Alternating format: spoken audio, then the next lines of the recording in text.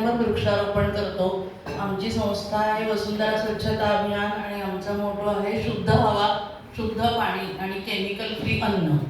तर शुद्ध हवेसाठी आम्ही टेकडीवर वृक्षारोपण करतो. जेवढी झाडं जगवता येतील तेवढीच लावतो. लोक आग्रह करतात 100-200 लावा, पण आम्ही लावत नाही.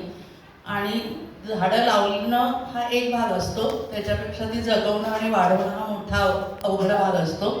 तर त्यासाठी आम्ही प्रयत्न करतो. आमच्या संस्थेमध्ये मुख्यतः IT तली तरुण मुलं आणि माझ्यासारखी निवृत्त माणसं भरलेली आहेत. पण आम्ही गेली 2006 पासून हा उपक्रम करतोय. शुद्ध पाण्यासाठी आमच्या भागातून वाहणाऱ्या राम नदीच्या काठावरच्या लोकांना जरा सुशिक्षित करून कचरा त्यात जाऊ नये म्हणून प्रयत्न केले, पण आम्हाला त्यात काही यश आलं नाही, कारण सगळं गटार त्याच्यात सोडलेलं आहे.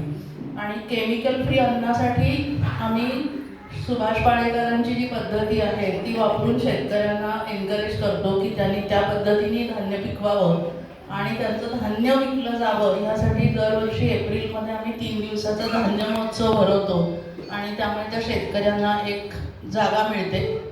शहरातल्या लोकांनाही केमिकल फ्री धान्य मिळतं आणि त्या लोकांना एकमेकात म्हणजे नो युअर कस्टमर असं जर बँका म्हणतात तसं आम्ही नो युअर फार्मर म्हणतो आणि त्याला आम्हाला चांगला प्रतिसाद मिळतो.